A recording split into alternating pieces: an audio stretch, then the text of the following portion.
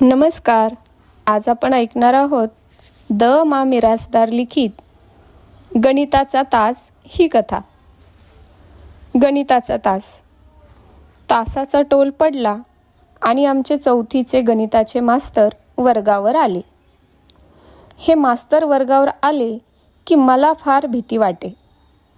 एकतर ते जाडजूड आणि काळे कुट्ट होते, शिवाय त्यांच्या मिशाही चांगल्या लठ्ठ होत्या.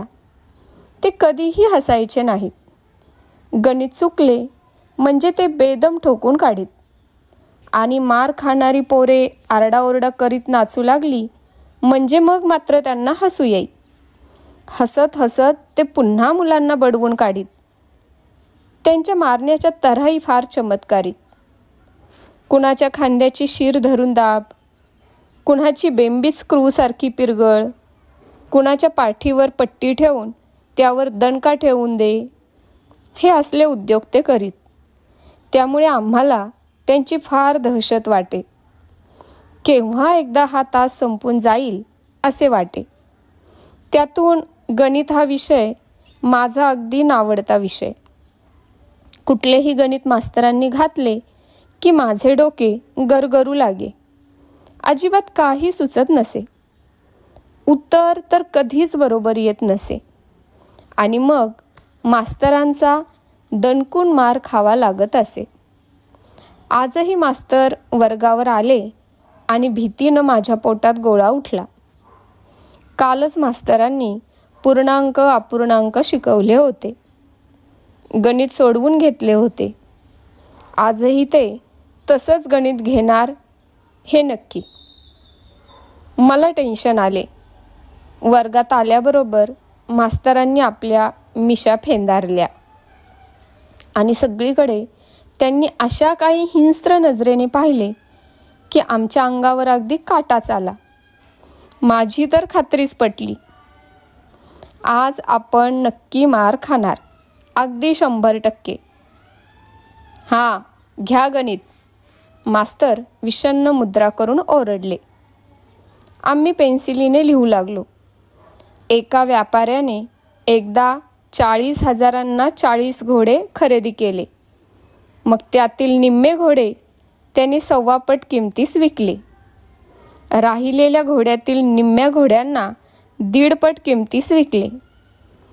तर त्यास किती फायदा झाला व त्याच्याकडे किती घोडे शिल्लक राहिले? आटपा लवकर. गणित ऐकून माझे डोके गरगरू लागले. मास्तर बोलले, 5 मिनिटात उत्तर आले पाहिजे. झालं. आधीच घोडा हा प्राणी आला की मला फार राग यायचा. या घोड्याच्या अंगावर मी एकदा बसायचा प्रयत्न केला होता आणि त्यानं मला सपशेल खाली आदळले होते. ते एक सोडा, पण घोड्याच्या शेपटीचा केस फार शकुनाचा असतो असे एकाने मला शपथेवर सांगितले होते. असा केस मिळवून आपल्याजवळ ठेवला किंवा तो कडदोऱ्याला बांधला म्हणजे भूताची बाधा होत नाही. भूत अजिबात दिसतच नाही. म्हणून मी एका घोड्याच्या मागच्या बाजूस हळूच गेलो. त्याच्या शेपटीला हात घालून पटकन एक केस उपटला.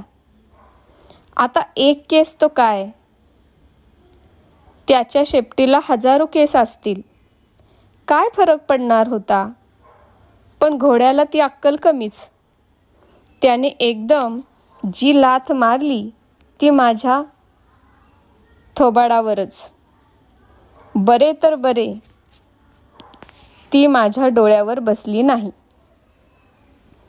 वर कपाळावर धाडकन लागली, नाहीतर डोळाच गेला असता. तरी कपाळावर पट्टी बांधून मी महिनाभर हिंडत होतो.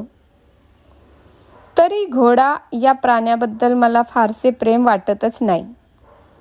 आता गणितात हा घोडा असल्यामुळे मला आणखीनच राग आला. त्या माणसाला एवढे घोडे खरेदी करण्याचे कारणच काय? बर, घेतले तर घेतले विकत, तर ते नीट बांधून तरी ठेवायचे. पुन्हा विकायचे कशाला? आणि सगळे सारख्या किमतीला का नाही विकले? अगदी 1.5 पट म्हणजे नेमके किती बरे? उत्तर काही सुचेना. वेळ पण संपत आली. उत्तर बहुधा अपूर्णांकातच असणार हे मला ठाऊक होतेच, म्हणून उत्तर दाबून लिहून टाकले. नफा 10,500 रुपये आणि शिल्लक घोडे 12.5. हां, आता झालं काम. पुढचे पुढे बघू. मास्तर प्रत्येकाजवळ येऊन उत्तर बघू लागले. ज्याचे उत्तर बरोबर निघाले त्याच्याकडे मास्तरांनी एकदम चमत्कारिक दृष्टीने पाहिले आणि मग ते पुढे गेले आणि ज्याचे उत्तर चुकले तिथं ते थांबले. त्यांच्या मुद्रेवर चमत्कारिक हसू फुटले. मग त्या प्रत्येक पोराला त्यांनी चांगले बदडले. कोणाच्या पाठीत गुद्दा हाणला, कोणाच्या थोबाडीत ठेवून दिली, कोणाचा कान पिरगळला. सगळीकडे रडारड झाली. शेवटी ते माझ्याकडे आले. माझे उत्तर वाचून तर ते जोरात भडकले. घोडे 12.5 राहिले? गाढवा, तुला काही अक्कल? 12.5 घोडे तुझ्या बापाने तरी कधी पाहिले होते का? पण गुरुजी, मी बोलण्याचा प्रयत्न केला, पण त्यांनी तत्परतेने माझ्या एका मुस्काटात लावली. मग त्या दिवशीचा सगळ्या प्रकारचा मार त्यांनी मला दिला. आधी पाठीत दणका घातला, तो घातलाच, वर पुन्हा एक जोरात मुस्काडात हाणली. त्यानंतर माझा कान पिरगळला. मी अगदी थयाथया नाचायला लागलो. 12.5 घोडे काय, असं म्हणून त्यांनी सगळ्या माराची पुनरावृत्ती केली. गाढवा, काय 12.5 घोडे काय उत्तर? सगळ्या तासांना बघतो, तुझं लक्षच नाही. थांब, तुझ्या बापाला पत्रच लिहितो, कळू दे त्यांना तुझी अक्कल. त्या दिवशी मास्तरांनी वर्गातच एक चिठ्ठी लिहून माझ्याजवळ दिली आणि दरडावून सांगितले, जा नेऊन दे तुझ्या बापाला. काय नाव? बाबू. तुझं नाही मूर्खा, तुझ्या बापाचं नाव. दगडू. सबंध नाव सांग की शुंभा? दगडू आंबू गवळी. मास्तरांनी चिठ्ठीवर ते नाव लिहिले आणि चिठ्ठी माझ्या स्वाधीन केली. जा, काय म्हणला तुझा बाप ते उद्या मला सांग. मी भीतच मान हलवली. चिठ्ठी चड्डीच्या खिशात ठेवली आणि घरी गेलो. रात्री बापाला चिठ्ठी दिली. तवा चिलमीतला तोंडात घेतलेला धूर भपकन बाहेर सोडून तो म्हणाला, तूच वाच की, मला नाहीतरी या अंधारात वाचायला येत नाही. काय म्हणतो तुझा मास्तर? मी वाचू लागलो. श्री दगडू आंबू गवळी यांसी, तुमचा मुलगा बाबू यास गणित काही म्हणजे काही येत नाही. वर्गात नुसता रेड्यासारखा बसलेला असतो. आज त्याने 12.5 घोडे असे उत्तर दिले, तरी त्यास तुम्ही गणित शिकवणे. न शिकवल्यास तो गणितात ठोंब्या राहील आणि त्याची संपूर्ण जबाबदारी तुमची राहील. वेळेवर तुम्हाला सावध केलेले आहे. आपला गुंडो गणेश डफळापूरकर. चिठ्ठी वाचल्यावर मी बापाला म्हणालो, पण अण्णा, मास्तर लई मारकुटा आहे. सगळ्यांना ठोकून काढत असतो. मला तर लई मारतो. बाप रागावून म्हणाला, असं? आर तुझ्या मास्तरच्या मी. सांग त्याला. सांगाया नको, तुम्ही बी चिठ्ठीच लिहून द्या मास्तरसारखी. अरे एवढं कुठं मला लिहायला येतंय. मी सांगतो, तूच लिही. मग बापाने सांगितल्याप्रमाणे मी चिठ्ठी लिहिली. गुंडो गणेश डफळापूरकर मास्तर यांसी, तुमची चिठ्ठी वाचली. राम राम.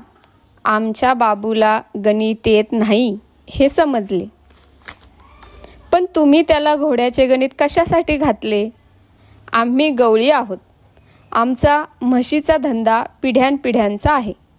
माझ्याकडे 15 म्हशी सध्याला आहेत. तुम्ही घोड्याऐवजी म्हशीचे गणित घातले का नाही? ते घातले असते तर आमचा पोरगा चुकला नसता. त्याला म्हशींची चांगली माहिती आहे. तो धारसुद्धा काढतो. दुधात पाणी वगैरे चांगले मोजून घालतो. बरं, असू द्या. माझे गणितसुद्धा चांगले आहे. मी सगळा हिशोब बरोबर करतो. माझे अजून 10पर्यंत सगळे पाढे चांगले पाठ आहेत. सगळ्या म्हशी सांच्याला घरी आल्या की नाही हे मी अंधारात बी सांगतो. धारा काढता काढता मी वळखतो. सगळ्या म्हशींचे पाय मोजून त्याला 4ने भागले म्हणजे बरोबर म्हशी किती आहेत ते कळतात. बाबूची काळजी करू नये. मी त्याचे गणित सुधारून घेतो. चूकभूल द्यावी घ्यावी. आपला दगडू आंबू गवळी. दुसऱ्या दिवशी मी ती चिठ्ठी मास्तरांना दिली. त्यांनी ती वाचली. त्यांचा चेहरा रागीट झाला. नेहमीप्रमाणे त्यांनी केरसुणीप्रमाणे असलेल्या मिशा अजून फेंदारल्या. हे अक्षर तुझंच दिसतंय, बापाचं दिसत नाही, ते ओरडले. मी मान हलवली. मीच लिहिली. आमच्या बापाला नाही लिहिता येत. मला म्हणला, तूच लिही. मग त्यानं सांगितली आणि मी लिहिली.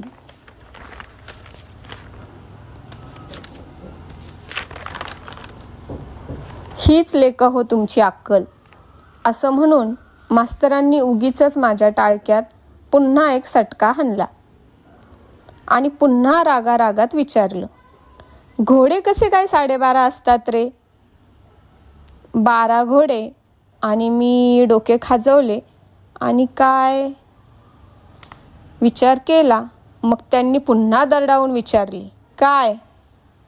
आणि 1 शिंगरू. मी डोकं खाजवत त्यातल्या त्यात एक पटणारं उत्तर दिलं. मास्तरांनी पुन्हा एक सनसनीत टोला हाणला. कोडगा झालायस लेका तू. थांब, तुझ्या बापाला पुन्हा चिठ्ठी लिहून देतो, ती घेऊन जा. मास्तरांनी पुन्हा त्या दिवशी एक पत्र लिहिले. श्री दगडू आंबू गवळी यांसी, तुमची चिठ्ठी पोचली. घोडे आणि म्हशीत काही फरक नसतो. घोड्याचे ऐवजी म्हशीचे गणित घातले असते तर उत्तर बरोबर आले असते हे वाचून हसू आले आणि तुमच्या अडाणीपणाची कीव आली. पालकच असे अडाणी तर मुले अडाणीच राहणार. आडातच नाही तर पोहऱ्यात कुठून येणार? असो, तुमचा मुलगा गणितात नापास झाल्यास जबाबदारी तुमची राहील. तुम्हाला तो गणितात पास व्हावा असं वाटत असेल तर त्याला गणिताची स्पेशल शिकवणी लावावी, तरच त्याचे गणित चांगले हो असेल. असो, शहाण्यास अधिक सांगणे न लागे. आपला गुंडो गणेश डफळापूरकर.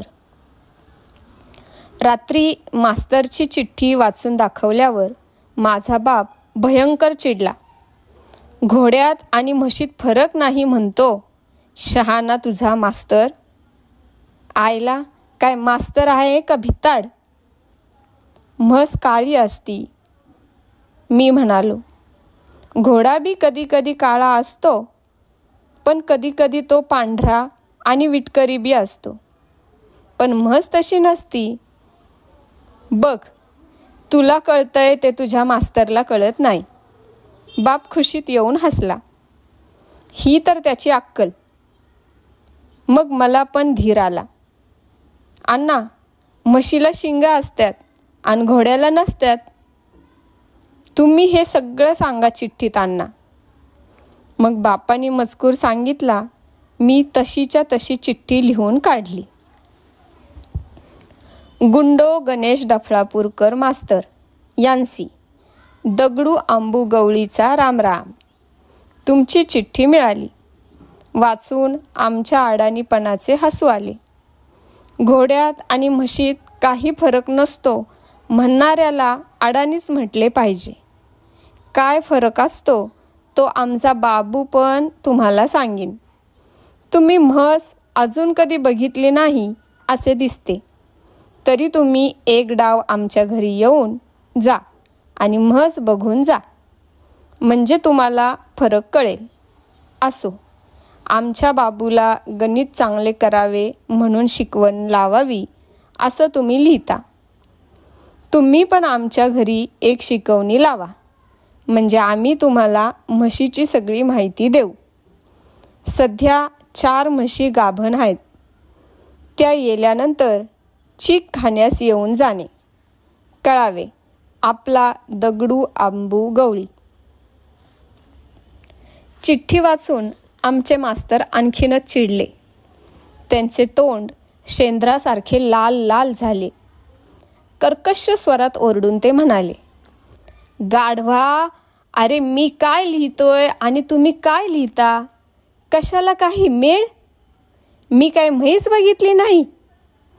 तुझा बाप म्हणजे म्हशीचा प्राणनाथच दिसतोय.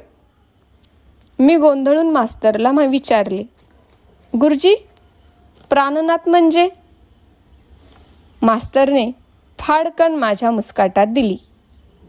मी गपचूप गालचोळीत उभा राहिलो. म्हशीचा प्राणनाथ म्हणजे काय सांगू? म्हणजे रेडा. मास्तर चिडून ओरडले, रेडा रेडा, जसा तुझा बाप. मास्तर, तुम्ही तसंच लिहून द्या चिठ्ठीत. मी नेऊन देतो आमच्या बापाला. मी असं म्हटल्यावर मास्तरांनी पुन्हा असा एक टोला लगावला की त्यांच्यासमोर मी उभाच राहिलो नाही. पळत पळत जाऊन जाग्यावर बसलो. मास्तरांनी चिठ्ठी वगैरे काही दिलीच नाही, पण बराच वेळ ते माझ्याकडे रागाने बघत पुटपुटत होते. काय बोलले देवच जाणे.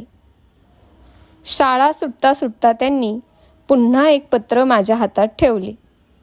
ही शेवटची चिठ्ठी म्हणावं. आता नाही पुन्हा चिठ्ठी पाठवणार. मरा लेक हो. रात्री ती चिठ्ठी मी आमच्या बाला वाचून दाखवली. दगडू आंबू गवळी यांसी तुमचे पत्र पोचले. मी काय लिहितो आणि तुम्ही काय लिहिता? तुमच्या नावाप्रमाणेच तुम्ही दगडू आहात. हे पटले. तुमच्या मुलालाच नाही तर तुम्हालाही शिकवणी लावण्याची गरज आहे, तरच तुम्हाला काही समजेल. यावर तुम्हाला कधीही काही पत्र पाठवणार नाही. आपला गुंडो गणेश डफळापूरकर. चिठ्ठी वाचून झाल्यावर मी वर्गात घडलेला सगळा संवाद आमच्या बाला सांगितला. मग काय, आमचा बाबी असा खवळला की बस दात ओठ खात तो म्हणाला, बाब्या, माझी बी ही शेवटची चिठ्ठी. हा, लिही. गुंडो गणेश डफळापूरकर मास्तर यांसी माझे पण हे तुम्हाला शेवटचे पत्र. तुम्ही माझ्या मुलाबद्दल जर काही तक्रार कराल तर याद राखून ठेवा. शाळेत येऊन तंगडं मोडीन. मला तुम्ही रेडा म्हणालात असे समजले. अरे मी रेडा तर तू काय घोडा आहेस? आणि रेड्याची काय ताकद असती ते शाळेत येऊन दाखवू का? आपला दगडू आंबू गवळी. हे पत्र वाचल्यावर मास्तरांची मुद्रा एकदम बदलली. त्यांनी प्रेमळ दृष्टीने माझ्याकडे पाहिले आणि म्हणाले, बाबू, आता तुझं गणित पुष्कळ सुधारलं आहे. हा, पहिल्यासारखं कच्चं राहिलं नाही. तरी पण अभ्यास कर हा बाबू. मी मान डोलावली आणि हळूच विचारले, मास्तर, बाला हे सांगू का मी? सांग, हो सांग. त्यांनी पण मान डोलावली. आणि हो, हे पण सांग तुझ्या बाबांना. तुमच्या दुधाचा रतीब लावीन म्हणतो घरी केव्हा येऊ म्हणावं चीक खायला. धन्यवाद.